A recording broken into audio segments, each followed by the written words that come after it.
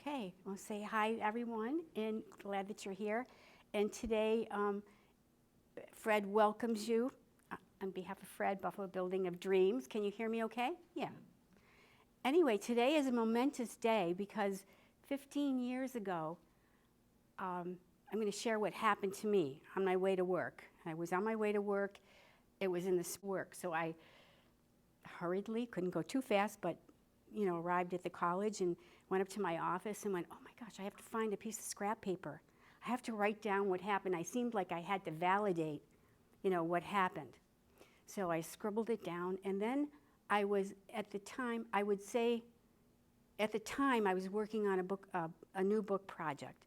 So, and I would say to people, I'd tell them what happened, my peers, my colleagues, anyone I could talk to, and say, this building talked to me. And then I would say, I have to find out why. I mean, I couldn't get the building out of my mind. Literally, it's been like 15 years. So this is a big day because it's the day that finally it's come to fruition. Why? The answers are all there in the book.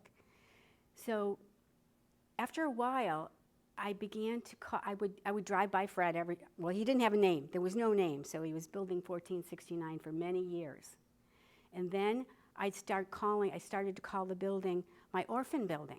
And people would say, do you own that building? And I say, no, I don't think so, no. But I adopted the building in my mind. So now he was my orphan building. So then I could, it was a better name. And I said, you know what, when this book is finished, I'm going to write, I have to find out why. I'm going to write about this building. So it took me 6 more years to finish the book I was working on. And on the day that the book was finished, I got in my car and I drove to Niagara Street and drove up in front of my orphan building and said, you know what, I'm here. I'm going to find out why you talked to me, and I'm going to tell your story. So the very day that I went and pulled up in front of Fred, I called my 2 friends, and I won't say their last names here or anybody's last names because they're in the book, but Pat and Janet. And they were both retired. We were all retired from our positions at that time. And I said, do you want to be on, we were all novice. I didn't do any research, especially history. History wasn't anything that I really thought about. And I said, do you want to be co-researchers on my orphan building research team? And they said yes. And I said, but for not a lot of money? Is it okay? I'll pay you by the hour, and when you put in 20 hours and reach, the most was like $200, then let me know ahead of time so that I could pay them. And hi. And they said yes. So what we did, the first thing that we did, I'm gonna check my notes pretty soon, but first thing we did was we went to, there was a workshop at the Historical Society, and it was about researching older buildings. So older homes. But we went to that, we attended it, we picked up a little bit of information, but then we had to,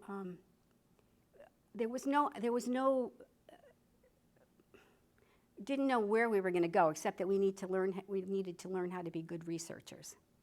So I'm going to just get my notes to make sure that I follow up where I was, so I don't. One second. Okay.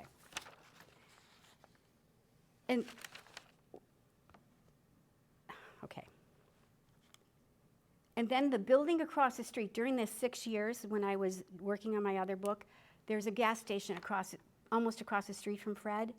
And I would stop over to the gas station, and the owner's name was Sal, and his son was Joe. And every week I would buy gas. I still buy gas from them because I'm not going to stop. So I go and I say hi to Fred, and then I get my gas. But what they did was they became Fred's first best friends because they knew the scoop about the building, what was happening. I could do some scribbles. I couldn't literally do research, but I could gather some information, and they knew everything. They know, if he was going to be auctioned off. They knew what was going on in the building. So it was really great. So that was a fortunate thing. So that was good. And then it took several years, actually. It took several years before Fred actually had a name. Before his name was Fred. It was building 1469. But one day, my friend, I received a phone call from my friend, actually Jackie, she's in the back, and she said, Fran, Chet, her husband, who was a retired sheriff's deputy, he was playing cards at a senior center.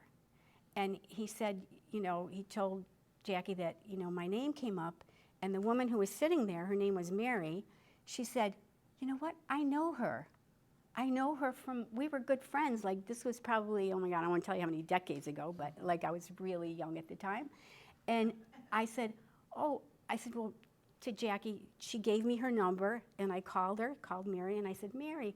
And so we met at one of the local restaurants, and we're sitting there, and I'm telling her we're, getting updates on our lives for the past, I don't know how many years. And then she said, and I said, you know what, but I'm working on a book project. I'm working on the historical novel, and it's about a building. I said, but the building doesn't have a name. And then she looked at me and she said, Fran, I want to tell you something. The building has a name, and the building's name is Fred. And she said, I'm going to be Fred's messenger. And I said, what do you mean? What are you talking about? And she said, Fran, since I was a little girl, I would see things from the past, and I would also see some things in the future. She said, but I don't talk about it too much because, I just keep quiet about it. And her family sometimes didn't want to hear, it was something they weren't interested in. So she said, I'm very quiet. I don't tell very many people. So what happened was, for the next many years, till the book was just about finished, I would meet with Mary every other month. And one of the things that happened at some point, I would always get there, and I didn't have my paper with me, so I would write everything, scribble everything down on a napkin. So actually it was Panera's, and they have good napkins, and I was like scribbling things down on the napkin. And then one time she's talking, and I must have interrupted, but she said, Fran, I want to tell you, Fran, stop. Don't interrupt me. Fred said, don't interrupt me when he's talking, and just listen. So I said, okay, or he's not going to help you. He's not going to continue helping you. So I said, okay. And then from that point on, I listened. And I would get ideas, or not really suggestions, but just information. And that information was really helpful. I couldn't believe it, the way it happened. And then along the way also, when we started, I'm going to talk more about the research, but when we started our research, we had cards made, the Fred's Friends membership cards. So we would give the people that we interviewed or we talked with, or they were from the library or whatever resources we had, we said, would you like to be Fred's friend? And they'd go, yeah. So we would give out the cards. And so what happened was we had a core group of people, probably about 12, at least when we started out, who would meet with us about every other month, and we would meet at Santa Ciro's. And the owner was very generous and kind, and we met there for years. And that was where, actually, after I had the first chapter done, I was able to read it and get feedback from Fred's friends.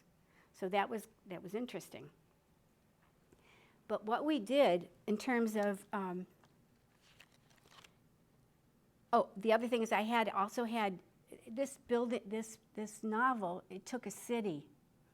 It was not just a village, but it was a city to really make this novel come to fruition, because everyone we talked to really believed in Fred. We knew he was a building, but there was something about it, the mission and the things that were happening, that we just felt like, oh my gosh, we have to tell this story. It took us really about 9 years to be able to have the novel, completed. And we started out by, let me just see here. Okay, so I think maybe this is the time to go to the research part. So this is to give you just an idea of my co-researcher put all of these slides together for me. I mean, she's just, they're amazing. In fact, when we finished the book, she said, okay, Fran, what's our next project? So they're like lifers. So they're just with me for life, which is fantastic. Fred's friends and my friends there. I mean, it's amazing. So what we did and one of the first things that we did do, it was the city directories, but the Buffalo and Erie County Library, the Grosvenor Library, was like our amazing. We were here often. What I would do is I'd set the agenda. I really wrote it by longhand because I can't type, and when I do it longhand, I feel the words, and I can't do it without it. But I have a typist who did, oh my gosh, the hundreds of thousands of words over and over, plus I did too, over and over and over by hand. And she would type them and not complain. And so everyone was really supportive because they believed in the book. They believed in Fred. So one of the things, I have a show and tell that I can share here. This is what the city directories, what we did, we started at the beginning when Fred was first built, and that was in 1900. So what I did was gather, this is a list of all, we would go to the library into the research area, and we would there were 3 of us, so we would separate, we'd look at the city directory starting in 1900, and there were some years in between that maybe for some strange reason, they weren't published. But, so what then they would write it down, and they'd type it up nice and neatly for me, and when they gave it to me, I would stick it into the, manila envelope. But as I went along, I would take the people, because we knew this is a list of everybody from 1900 to 2000, almost 20, of the people who lived in that building, what they did, how long they lived in the building, all of that information. This was like the bare bones of the book. It was the framework of what was going to happen. But along with getting their names, it was fascinating, because then what I did was we knew who the real architect of the building was, and he was Edward F. Pickett. So we started researching more about him, who he was, where he came from, and we tried to track him as long as we could. And I remember there was a restaurant on Niagara Street, an older one, an Italian restaurant, and I was having dinner there at one time, and told the person about the book, and the person had something on his wall about the architect, because he was an older person too, and he knew about this architect. So that was interesting. So Edward F. Pickett, his name is in the book, and you'll learn a little bit more. He was Irish. You'll learn a little bit more about him. But then we tried to trail him. We trailed him as long as we could, looking at all kinds of records, and birth, death, everything, marriages, whatever. We did as best we could until we ran out of information. We also know who the builder was. He was, Mewson is the last name. I think it was, and I can't remember at the moment. But he was a Canadian builder. And he built Fred. And then there was a real woman who bought the building, and her real name was Evelina Spanner, and she was from Canada. She was Canadian. So as we moved along, this became valuable, because I was just looking. I started to look through this myself because I haven't seen it in a long time. But for example, in 1900, we have 1905, Evelina Pickett, son of Mewson. The city population was 352 million, that must be, 387,000. I think that's what those figures are. The 8th largest city in the U.S., 6th busiest freshwater port in the world. The 1901 Pan American Exposition was held in Buffalo. President William McKinley assassinated in Buffalo attending exposition. Then Theodore Roosevelt is sworn as president at the Wilcox Mansion. So this was gathering stuff that could be used when I created the characters. And the characters, they didn't come right away. They came after quite a while, actually. And it was after I read and reread and read and read all the information that we collected. It seemed, and what happened was it started from 1900, and it would go almost like a 10-year period of time. That first, maybe a couple of chapters, I'm not sure exactly, but this helped, in reading the information, and then I would marinate it. I would just have another piece of paper. I'd have the research, and then I'd have another piece of paper. And then all of a sudden, characters started to emerge. And so I'm going to go back, circle back here. So you won't be able to read all of it, but if we could slide up a little bit. So you can see there were so many things that we did. The Church of Latter-day Saints Family History Center, they were terrific because you can check if you have the name of a person that you want to, or birth certificates or whatever that a family member maybe you want to check, any kind of information, that's the place to go to. They were valuable. So we'd see birth records, census reports. We did all the census, the City of Buffalo Inactive Records and Research. I know not Mary, but one of my researchers would go and check all the records, and they were just wonderful. Juvenile College, their archives, because the college, was one of the first women's colleges, and that's in the book too. And then we would go through the publications that we thought, like Mark Goldman's books were wonderful. And then the local publications, and then websites. The Library of Congress was amazing.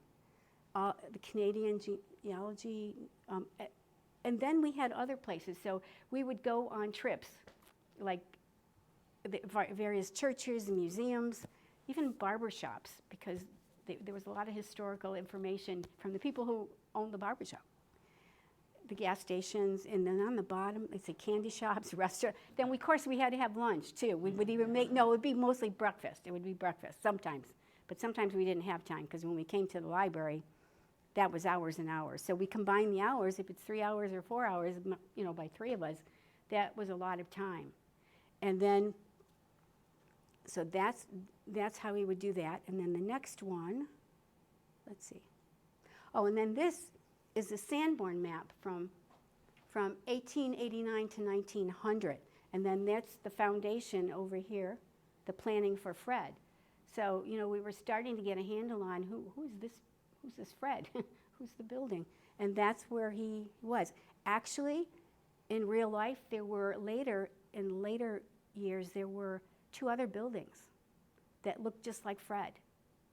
And eventually, one of them was burned to the ground, and then the other one became dilapidated, and then they tore it down. So Fred did have some twins. He had some, there were 3 of them all together. Were they nearby? Right next to him. They were like right next to him.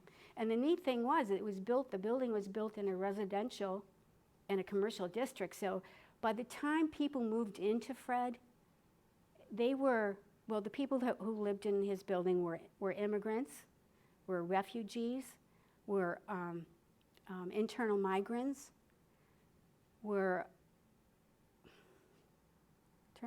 I'm trying to think, and also descendants of enslaved peoples of Africa. So it was an amazing composite of people. And when the people moved into the building, you learn about they couldn't move into the building till they were almost ready till they were able to get a job that they could count on. They had to have a job to be able to afford it. And it was the next stage, because the next stage would be they'd be in Fred, they'd be working, they could save money, they could maybe go to school, they could get their citizenship. By the time they got to Fred, they had worked really hard, came with nothing, had nothing. And the story goes, it goes back 2 generations. So you learn not only about their life stories, but their family, their parents, and their grandparents' life stories. So it gives you a good picture of what it's like, to be any of the populations really that moved into that building. Yes. I'm sorry, And you can interrupt me too if you want to in between. It's okay. I'm sorry I was late. I was the lone one waiting downstairs. Oh, you poor baby. This is Deborah, another new Fred friend. I'm wondering, the other 2 buildings, were they on Niagara Street? Or Yeah, they were on Potomac. Okay. Yeah. In fact, a couple of our Fred's friends grew up on Potomac, right across the street from Fred. Oh. So they were there like in the 50s, and the one said, "Oh, I remember when that building burned, but she didn't say anything about it. She just said, we knew when that happened, we saw that." So they had their own stories to tell about the building and the people that, their friends that lived in the building. So that was really interesting. So, and then I think so. The next, okay. These are the historical highlights. So once the book was finished, I wanted to see, I went through the book and listed as many of the historical highlights that I could find.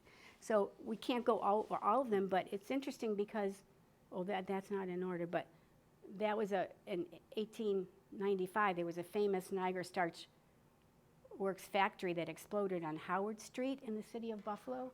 And I don't know where that is exactly. Does anybody? Howard Street? Howard Street, is that in South? I know where it is. You know where that is? Okay. But we even went, pardon? Off Fillmore by St. Stan's Church. Oh, okay. And then I'll just go over a couple things, but we even have Abraham, one of the characters actually, on February 16th, 1861, her and her husband were at Abraham Lincoln's inaugural train station when it stopped in Buffalo. So you go back and she relives these stories. And then they were there. It was amazing. And then, actually, they were also there when the funeral train came through. So that was a fascinating fact that, I mean, not, to us, characters are real. I think I've adopted, I really care about all of the characters. So as you go through, there's the suffrage movement, and then the Welcome Hall Settlement House program in Buffalo's Canal District, founded by Mary Remington, a Massachusetts social worker. The history was fascinating. I was never interested in history that much, but after doing this, I can't get enough, because one of the things that we have learned as researchers is that we had to research many times our research, looking for historical truth, because and the historical truths that it reveals when you research things because not all history books are accurate. I mean, they, in the time or whatever, you can't, you'll have someone who'll say yes or no, but we had to research, and then we realized how important it is, and the truth that it reveals, if it's accurate, the truth that it's powerful. So then you move on through during World War I. So you go through the whole process of 120 years.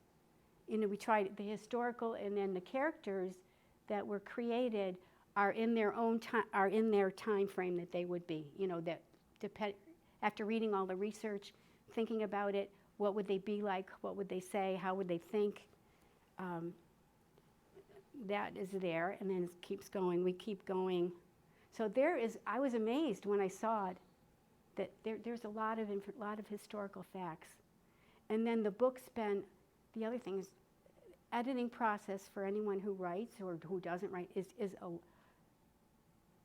you have to edit, re-edit, not yourself. You can't do it because we only see what we want to see, but over and over to make sure that it's accurate. I mean, you probably would, as a librarian. Okay, then we go through the Hungarian freedom fighters, and then you even learn about some of the food and how they really how they all came together. So this goes on one more page, I believe. So, yeah, so we have lots of information that you might find helpful. So let's go to the next. Let's see. Okay, and then my researcher said, Fran, just put this schedule in. This was just a sample schedule that I gave that I had, because I'm writing by hand and my writing is atrocious. Now I have to print because it's that bad. But she said, Fran, let's put this up because it's kind of interesting. These are the kinds there were field trips, potential dates, 60s, 70s, 80s, 2000, Margarita, Hispanics. We had to do all kinds of things. So this is just a sample, and we would meet really bi-weekly. So we put in a lot of time, and then I had to really digest it and then come back with characters. And when I started to talk about characters, I would describe a couple, and they'd say to me, Fran, are these real people? I say, yeah, they are in my mind, they're real. And that's what would happen. So that's just an example of, I think we could go. Okay, now this is a list of, and I told you earlier that these are the real people, and these are the people that we have in the book. And we have the years that they were in the story, and we know the floor number and the apartment number, and we had to go through each apartment each time to make sure that they're all in the right places in the book. Like someone in one apartment can't be in another apartment, and it was hours and hours. We spread out on the table, and it was like, oh my gosh, hours. So we came up, I don't know how many pages, but I counted the characters, and there were over 50 characters. I was like, oh my God, I can't believe that there are 50 characters. But yes. Were you able to actually, I may have missed this, but were you able to actually go through the building or no? No, no. I did go through once when the building was completed. I was hoping to find the person who owned the Free Street Tavern. So I pulled up early, and then someone pulled up behind me, and I thought, oh, good, maybe that's him. And it was a young man that was, he was very friendly, and he was getting married like in 2 weeks and moved into the apartment, into the building. And he said, do you want to come up and see it? I go, yes. So I went up, and the stairs, the original banner, or the banister is still there, the original one from 1900. The apartments has anyone here seen the apartments? Oh my God, if you go online and you go to 1469 Niagara Street, or I will, if you know, or whatever, I could send it to you. The apartments are unbelievable. They're gorgeous. And the original, they have a fireplace. They're beautiful. They're outstanding. They're amazing. Did I send that to you, Dawn? I saw it at the last meeting. Aren't they beautiful? Okay. It's beautiful. They were beautiful. So it's like, oh my God. So I did get to see it. So that. So the fireplaces were original? I think the fireplaces are. I think whatever could be, but then everything else is new, and the floors are there, the walls, the brick on the walls. So I mean, yeah. So it was really. I was lucky to be able to do that at that time, and it is all rented. I mean, it's all rented, and it's really beautiful. So those are the tenants. So it's like I think they're about. This is, and then my researcher thought it would be interesting for you to see the chapters, outlines, because we start, and today I'm going to read a little bit about chapter 16, Bobby Mooney and the Chocolate Ladies. So Bobby Mooney was, all through this book, was one of my, they're all my favorite, but he was really, Bobby Mooney is the only person that was able to communicate with Fred in the whole building. He's the only one. I wasn't able to, but, and my friend Mary did, but that was just giving me information, so this was a different kind of thing. And I'm going to read a little bit of just little snippets from there. Any questions about this or anything? Did most of you read the book? Did most read the book here? That's okay if you didn't. It's okay. You're allowed not to read it. So anyway, and the interesting thing is, I think what the book is, and it wasn't on purpose, but it's really relevant to what's happening today with some things. And then this is the building now. This is Fred now in the evening. And the Free Street Tavern, I'm going to be able to do a book signing there and I have the flyers, on June 25th from 1 to 2:30. And he's going to close the tavern like that during that time, so that, and then open it at 4. So that's pretty neat. So that will be fun. And do the flyers for people? Yeah, I can give it to them later, yeah, if they want it, if someone wants it. Let's see. So I can read the snippets of the chapter, and then if you have questions, and we're moving kind of quickly because I'm talking. We're doing great with time. We're doing okay? Oh, yeah. So, I mean, if you did have questions, I could answer them, but let me see. I want to pull it out. It's been a real journey of a lifetime, actually. So this has been amazing. Okay. Now I'm going to read. Okay, this is chapter 16, and it's going to be disjointed, but I want to read a little bit about Bobby Mooney and about the Chocolate Ladies, because they play important roles in the book. And this will give you an idea. Most of you read it anyway, but this is it. From 1947 to 1951, my life was stressful, especially when my favorite tenants, like Bianca, Anna, and BJ, moved out. During this period of time, all my apartments were rented, but for some reason, I couldn't connect with any of the tenants like I did before. I was concerned I'd never be able to connect with another tenant again. It was a feeling I'll never forget. It was a feeling of emptiness. Usually, I connected with most of the tenant families when they first moved into my apartments. Unfortunately, up to now, no one ever knew how much I learned or cared about them. To complicate matters, I was sold again, but I did get new plumbing and wiring, only my biggest fear was that I'd stop learning what it was like to be alive, or that I'd no longer be able to live through my tenants' lives. Toward the end of 1950, I decided I had enough of feeling bad. I was sick of being scared, feeling alone, and being afraid. I decided to be positive and hope for the best. After all, it was a year later, and the tenants I still had were too busy working to give me a chance to get to know them. Now I had 3 apartments empty. I waited and watched, hoping for new tenants and their families to move in. At last, a miracle happened when 10-year-old Bobby Mooney moved into one of my second-floor apartments with his first-generation Irish mother and father, Becca and Jimmy, and his 2 older brothers, Billy 11, Brian 12, and his infant sister Becky.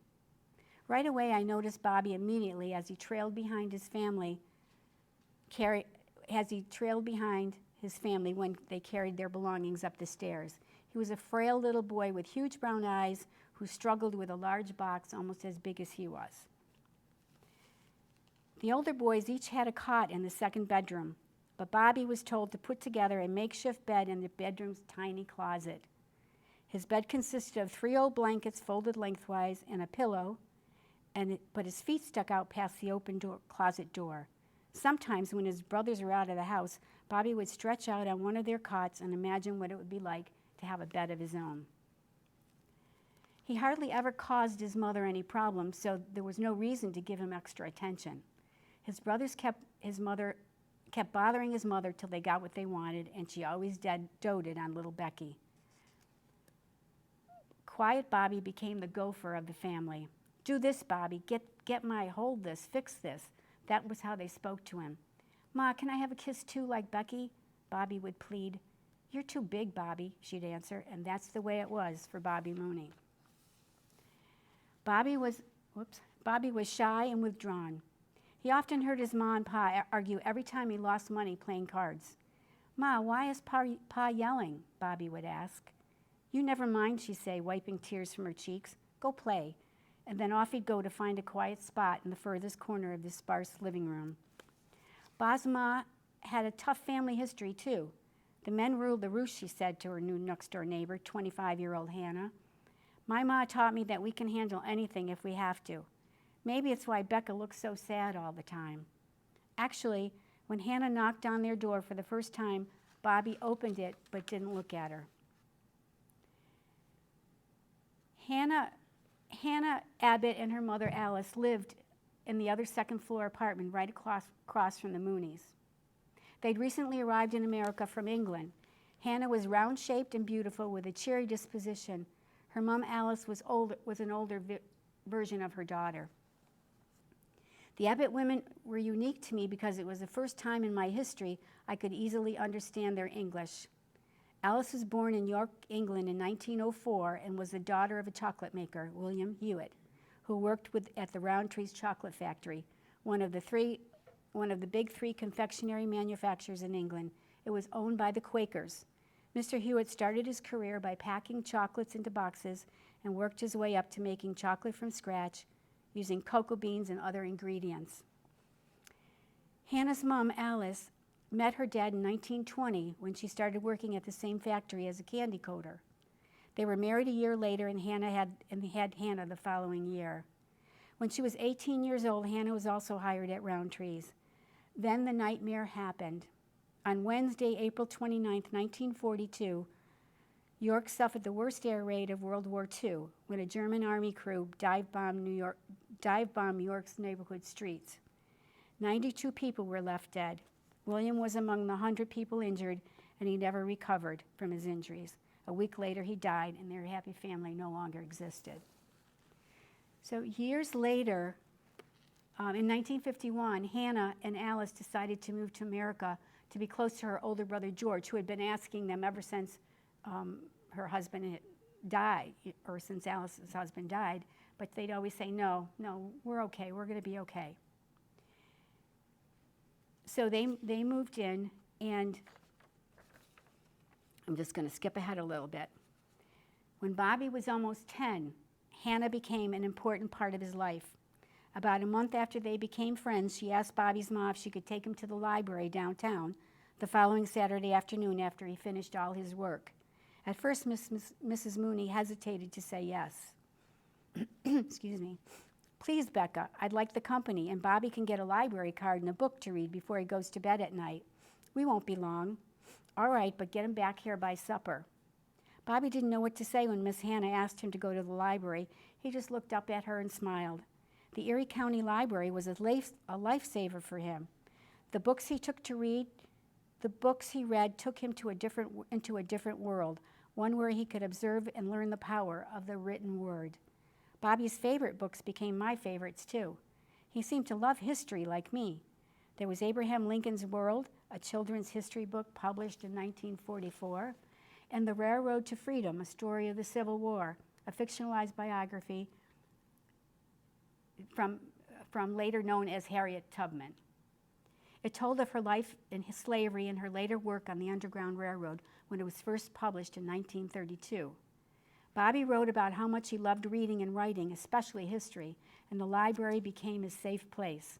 The books talked to him, telling him their stories, and the characters within the books became his friends. Now, and this is Fred talking. I related to this lonely child because there were many times in my life when I was ignored and desperately in need of repairs. I worried about Bobby and realized that when he wrote in his tiny bedroom closet, he lost himself in his thoughts and didn't feel alone. Actually, it's the same way I feel when I listen and observe my tenants. Maybe, I thought, just maybe, Bobby would want to be able to hear me. I needed a friend too. Then it happened. I saw him react. Suddenly, he looked around the entire inside of the closet, puzzled. He heard me, but he didn't know what to make of it. I said, Bobby, trust me. It's me, Fred, your imaginary friend. Talk to me. Keep reading out loud and I'll listen. I'll talk to you, Fred. You can be my friend. Then he quietly told me how his ma was always busy cooking, cleaning the house, washing clothes, mending, and caring for little Becky. Then she has to wait on my pa and my brothers when they're home. Her eyes never looked into mine. She only yells at me and tells me to be quiet. I understood that Bobby's closet was the quiet space he needed to sort out his feelings. Before he started to write, he would sit in the corner of the closet floor, legs crossed, scribbling. He drew circles, stars, strange-looking objects. His paper and pencils were magic. If he found a pen he could use, it was like gold. His words made his imagination come alive. So I'm just going to read one last part. I'm going to read one last part. Hannah and Alice were hand-dipping nut clusters and barks at Fowler's. They would grab a handful of nuts and mix them quickly with chocolate. It was a job they enjoyed, and Bobby loved hearing about how chocolates were made. Hannah made sure Bobby had a chance to tour the factory and the chocolates. The day he took his tour was one of the best days of his life. Fred, he said, doesn't my closet smell like chocolate? Look, they gave me another bag of chocolates to take home. I wish you could have one. I'll tell you how it feels in my mouth. Then he pulled out one of the paper bags, one out of his paper bag. First, I smell it, then I put it in my mouth. I let it melt on my tongue before I chew it. It tastes so good. I tried to imagine the flavor and enjoyed the fact that Bobby still smelled like chocolate. So that's just little snippets about the book. Are there any questions or anything? Because I know I've been talking quickly. It's probably like, I don't know what time it is. 11:20? 11:12. Okay, so any questions? Anybody? At all? Yes. You just did an amazing amount of research, local research. I mean, it was just overwhelming how much work you did sort of before you were writing this. So I'm just curious, after all this and the book is published, do you have plans to do something like this again in the future? No, but my latest plan is to sell the rights of the book to the entertainment industry. You know, because it could be a play, it could be a movie, it could be a series, it could be, because the way the chapters are written, there are many stories within this novel. So that's the goal. So my researchers are with me, and I know what I have to do. I mean, it's going to be, I'm sure, very difficult, but there are we're going to start locally first, because there's a lot of potential opportunities locally. So, and then the interesting thing about our research team is that Janet, she's our analytical person. I mean, she can, you know, she did this, she can analyze things, she's amazing, and she's great with the computer. And Pat, she's our networker and our, you know, connecting with people, all kinds of people. So that's great. And then I'm the one that can be, but they're creative too. And then I'm like, I can't write, I can't type, but I can create things. I can, you know, get excited about it and, you know, enjoy talking about Fred to people. So that's the ultimate goal, is if we could possibly, you know, if I could sell the rights to the book. Yes, Mary? I have a question. You indicated about Latter-day Saints helped you with the research. Are they local? They're still local? Yeah, they're local. But they're with the pandemic. It's been, you know, they really are very careful. Where are they still? Are they Yeah, yeah, they're. Okay, because I guess my question is, you did a lot of research with Latter-day Saints, but there's also public records. So do the public records jive, like with the building and stuff? Well, we don't compare. You know, they're all different kinds of research So they don't opportunities. necessarily- okay, We don't compare. You know, we just gathered the research. okay. You know, and we discussed it. You know, among ourselves too. Okay, I didn't know whether it had to be like No. verified or. No, I mean, it's just, but the research was one of the things I think we're really proud that we really tried so hard to make it, you know, so that, The library. During the school Yeah. year, we are open 7 days a week. That's good. Except for on major holidays. that helps pass time a little bit. It's good. No, but this is, any questions? Who owns that building? Who owns Fred now?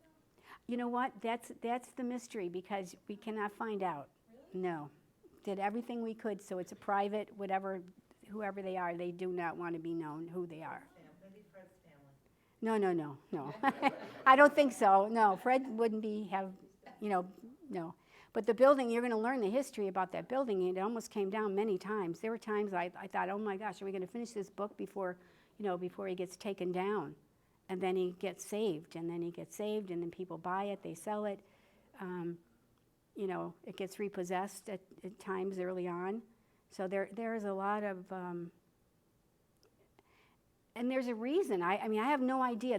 It's 15 years that he's been on my mind, and 9 years of research. So now this is like big, because this is like, I mean, he But- wants to know that you're writing about him, right? I would hope so. But we know he's not a human, but he learns how to be, he learns about people. And the legacy, it was his legacy as we're moving on through the book. The legacy is a legacy of hope.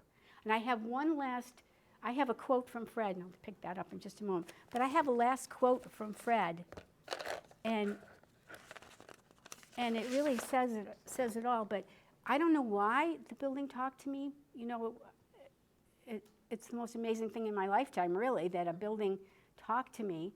And then people say too, or I would say, oh, I could tell you, I can give you a tip. Anybody here write or interested in writing, or do they write? Anyone here write?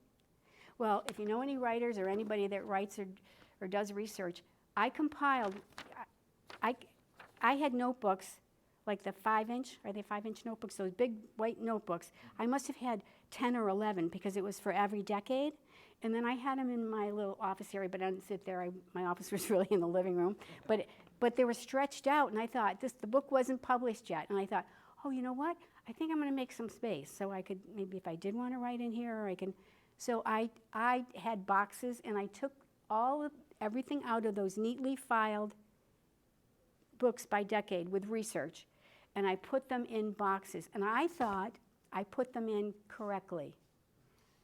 And then I had to look up something, and I put them in upside down. I put them in upside down. It was a disaster, and it was when I realized, then I was told later that you never get rid of your research. You never do that till the book is published. I did get rid of some, but I have it now, and then that was like a big, big surprise.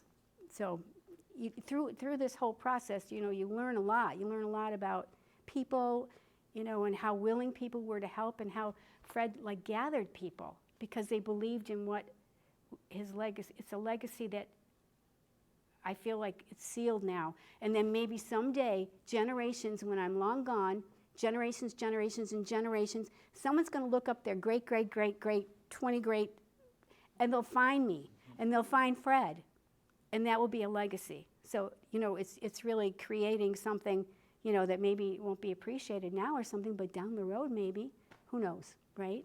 But this is a quote from Fred, personally, but okay. I'm like my tenants. I have ups and downs, fears, unknown challenges, only I have no control over what happens to me. My fate is in my owner's hands. How I wish I had the free will to make the types of choices my tenants made with their invisible thread of hope.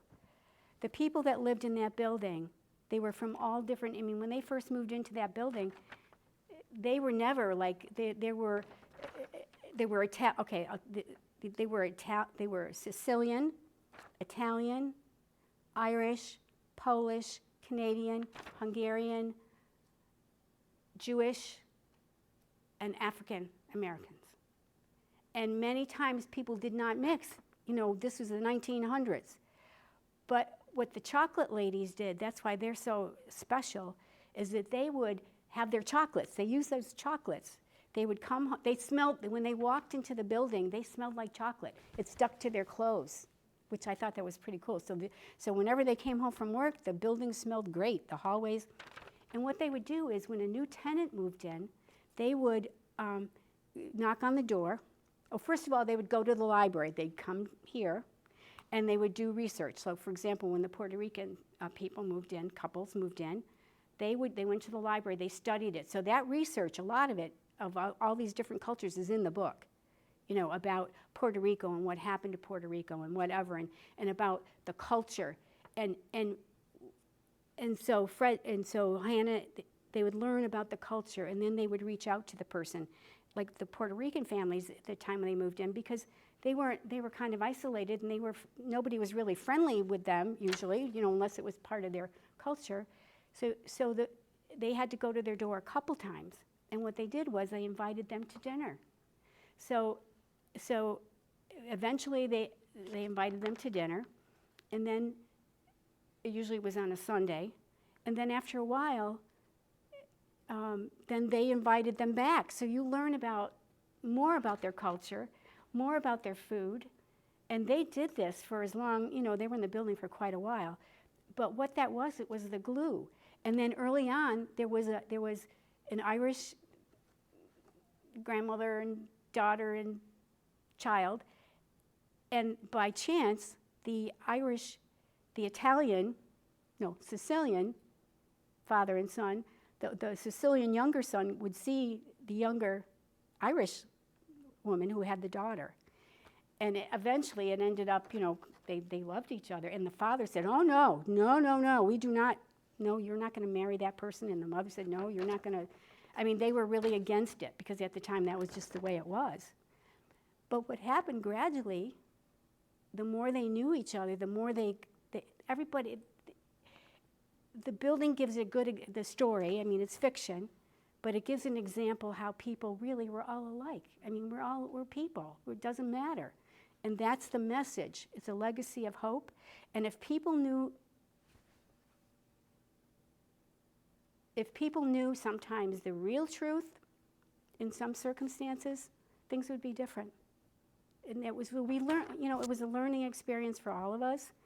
And it was, an honor to be able to do it, really, though. It was a lot of work. So I feel like free today is like 15 years. I can be free. And then so I thought I was free, but now the next goal is to sell the rights of the book, to an entertainment industry.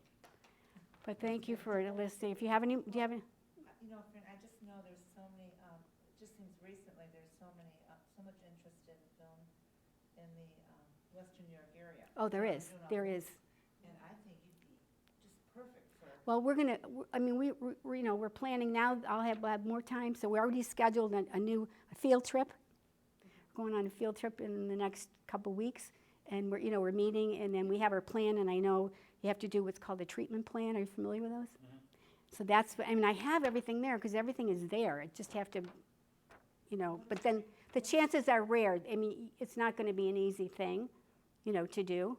But It's a treatment plan. no, I mean, I'm not going to go into detail, but it's what you need. As I'm a nurse, we think of treatment. Yeah, well, that is like a treatment. It's that kind of a plan. And maybe if that's, would you? Just kind of, at least a rough draft of how the whole thing is going to play out. Like if it's going to be a show, Oh, okay. how many. So outline, okay. Yeah, basically an outline. I think we forgot to show the commercial. There is a little short commercial. I forgot about that. I'm sorry. You spoke at a research team, how many people? There's just 3 of us. So, yeah. So then, and 3 of us collaborated together, and it was great because we each had different skills, and then with great respect for each other, and we're good friends. So it's just, couldn't ask for a better scenario, really. It's that, respectful, and we get excited, and we're still going. So it's interesting. So how did you choose your other 2? Well, they were my friends, separate friends. And my one friend was also, she was in charge of the alumni association on the campus. And then we just, she wasn't like my best friend or anything, but she said yes. And Janet came from another area where I did volunteer work.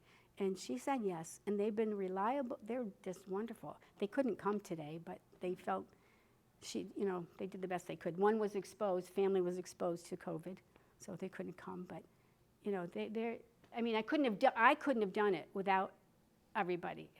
There's no way, because one person could do all that research in 9 years. It might take 20 years.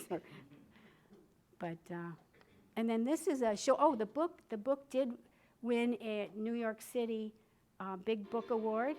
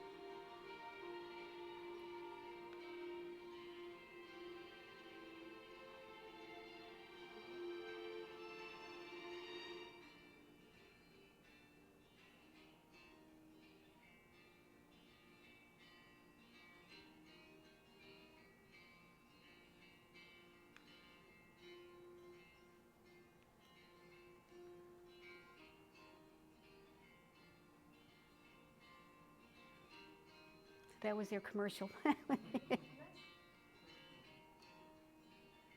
commercial? No, I had to pay for that commercial. I had to pay for it, but it's a nice commercial. Do you have it in local bookstores? Pardon? Do you have it in local bookstores? Yes, actually, it's available in local bookstores, and I didn't bring a lot because this isn't a book signing, but I have some books if anybody wanted one. You certainly can. One. Yeah. So, and actually, there's a couple more contests. We'll keep our fingers crossed. 2 in September and 1 in May. So we'll see what happens, and that might help us, if we get recognition. What was that? There are a couple more contests. Oh, okay. So, but in September too. The one is at Soroyan, so Oh, okay. the Stanford, and the other one is Reader's Favorite. Oh, nice. And then one I know it's not going to happen to me, but would be the Pulitzer one. But if that happened, then that would be like a miracle. After the movie, you'll get that. Yeah, we'll see. That would be that'd be like. So we don't know. We'll know. I don't know. We'll see. Legacy of hope. Pardon? Legacy of hope. Anyway, any questions or anything? I appreciate everybody. Your book talked a lot about the chocolate ladies. Is that factory still in business? Fowler's, yes, It is yeah, Fowler's, yeah, it's Fowler's, yeah. When I think of chocolate ladies, I think of Lucille Ball. No, they were instrumental. All the characters play. And then we didn't really know. I didn't know what was going to happen until really towards the end of the book. The other thing that was very interesting that one of my favorite characters too, they all are, but was Granny Mattie. Granny Mattie was African American, and I think she was in her 80s, and she every Sunday, and she moved into the building, and I think it was in the 70s, early 70s. She moved into the building with her youngest son. She had 15 children, and she moved into the building with her youngest son and his wife. And Granny Mattie every Sunday, because at that time people had Sunday dinners. That was the big thing. You meet on Sunday. Well, she would have they'd have their dinner on Sunday. They clean up the dishes. They sit down, and Granny Mattie would pull out her slave journals and her family records, and they'd all sit around, and she would go back and talk about from oh my God, generations, like 2 generations past. So her story, it's just amazing, the characters, and then there were a couple other families, and you just learn so much that, you think you know things, but you don't really know. The Library of Congress has information. What was really valuable to me was they had, during Roosevelt, the New Deal, I can't even think right now, but 1932, Works Progress. yeah, the jobs, and they hired people to be writers, but they weren't really writers, but they wanted to help them, get jobs and things like that. And so the Library of Congress hired people to, they interviewed, about maybe 125 former people who were enslaved, and you learn about their stories, and part of that is incorporated, in terms of the journals and things. That was the most amazing. I don't know. I just love that. Each group, you find that when you're reading it, can you relate to some of this so the variety of people, and you also read the book? Yeah. Did you find that? It's fascinating. And so, yeah. It's a real learning experience even though it's historical fiction, the historical facts are real. They've been checked and checked and checked and checked and checked. So, so that's, and the dates too, because then I learned dates I would start towards the end of the book. I might, at one point when I had readers read it, there was one mistake, and it was in 1 year. And that was my eyes. I did that, and thank God a person found it, because you don't want any typos. If you see a typo, you don't want a typo. And there are a lot of typos now sometimes too. People don't get to go, So that was one of the things too. So we tried to be careful, diligent about that word is diligent now, but we tried to be accurate and, have people feel about the characters like they would know them. That was the goal, of the book. Oh, thank you very much. So it's been a great audience. Thank you so much. Thank you. Thank you. It was great. Thanks. This was nice. And thank you for this opportunity. Oh, thank you for being able to do it. That You was know? wonderful. I appreciate it.